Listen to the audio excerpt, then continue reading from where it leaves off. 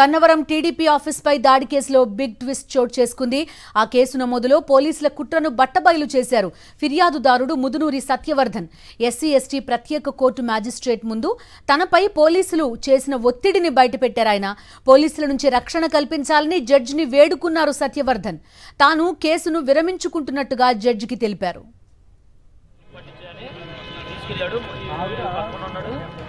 Gannavaram TDP ఆఫీస్పై దాడి కేసులో ఫిర్యాదుదారుగా ఉన్నారు ముదునూరి సత్యవర్ధన్.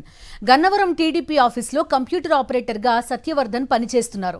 దాడి సమయంలో సత్యవర్ధన్ను కులం పేరుతో దూషించారని, బెదిరించారని కేసు నమోదు చేశారు పోలీసులు. టీడీపీ నేతలు, పోలీసులు కుట్ర చేసి కేసు నమోదు చేశారు. అయితే ఆ కేసుతో తనకు ఎటువంటి సంబంధం లేదని జడ్జిని ఆశ్రయించారు ముదునూరి సత్యవర్ధన్. తనను ఎవరూ కులం పేరుతో దూషించలేదని సాక్షిగా పిలిచి సంతకం మాత్రమే చేయించుకున్నారని జడ్జికి తెలిపారు సత్యవర్ధన్.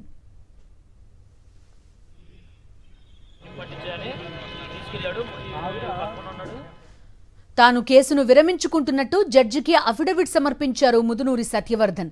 అఫిడవిట్లో పలు కీలక అంశాలు పేర్కొన్నారాయన. దాడి సమయంలో అసలు తాను అక్కడ లేనని, ఘటనతో ప్రత్యక్షంగా పరోక్షంగా తనకెలాంటి సంబంధం లేదని స్పష్టం చేశారాయన. తనతో సాక్షిగా మాత్రమే సంతకం తీసుకున్నారని, అంతకు మించి తనకేం తెలియదన్నారు. సత్యవర్ధన్ స్టేట్మెంట్ని రికార్డ్ చేసుకున్నారు న్యాయమూర్తి.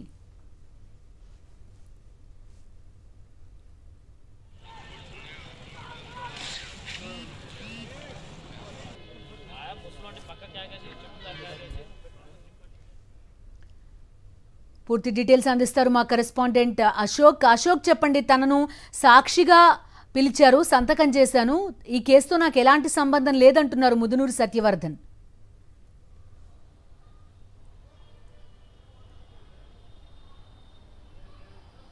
హిమబిందు 2023 ఫిబ్రవరి 20వ తేదీన గన్నవరంలో టీడీపీ నేతలు వైసీపీ శ్రేణులను రెచ్చగొట్టి ఒక ఉద్రిక్త వాతావరణానికి తెరదీసిన పరిస్థితి. ఆ క్రమంలో టీడీపీ నేత పట్టాభిరామ్తో పాటు మరికొంతమంది టీడీపీ శ్రేణులు వైసీపీ శ్రేణులు రెచ్చగొట్టారు.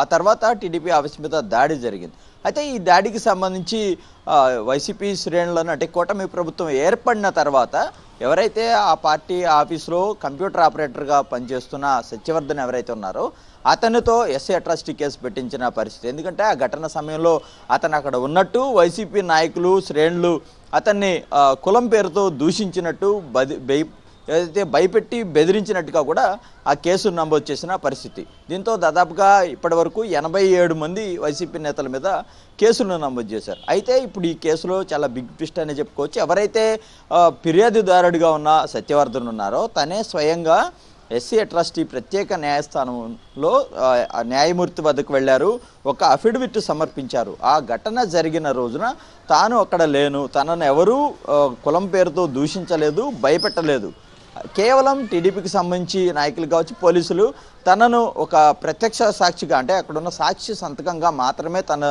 సంతకం తీసుకున్నారు, అంతకుమించి తనకేమీ తెలియదని ఆయన చాలా స్పష్టంగా చెప్పారు.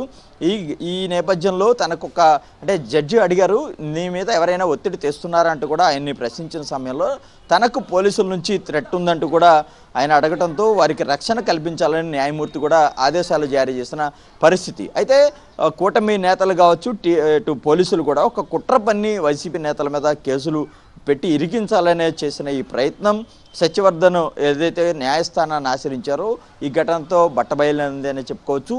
కేవలం కక్షపూరితంగానే ఇదంతా చేసినట్టుగా కూడా చాలా స్పష్టంగా మనకు అర్థమైపోతుంది. వైసీపీ శ్రేణులను, ముఖ్యంగా గన్నవరం నియోజకవర్గానికి సంబంధించిన ఎవరైతే మాజీ ఎమ్మెల్యే వల్లభనేని వంశీ ఉన్నారో ఆయనతో పాటు మిగతా వారందరినీ కూడా ఇరికించాలి, కేసులతో ఇబ్బంది పెట్టాలనే ఒక ప్రయత్నంగానే చేశారని చెప్పుకోవచ్చు.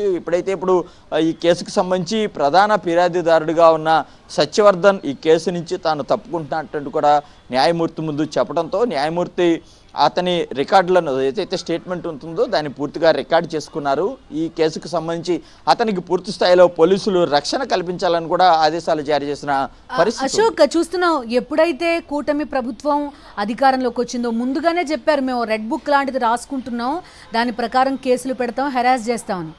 ఒక్కొక్క కేసుని ఎలా బిల్డ్ చేశారు, ఏ రకంగా కేసులు పెడుతూ పోస్తున్నారు, దానికి పోలీసుల సహకారం ఏ విధంగా ఉంది, వాళ్ళని ఎలాగా ఇన్ఫ్లుయెన్స్ చేయగలుగుతున్నారు అనేది చాలా క్లియర్ కట్గా తెలుస్తూ వస్తుంది. ఇప్పుడు ముదునూరు లాంటి వాళ్ళు, సత్యవర్ధన్ లాంటి వాళ్ళు దాన్ని అవును ఇది నిజమని చెప్పే ప్రయత్నం చేస్తున్నారు ఇండైరెక్ట్గా.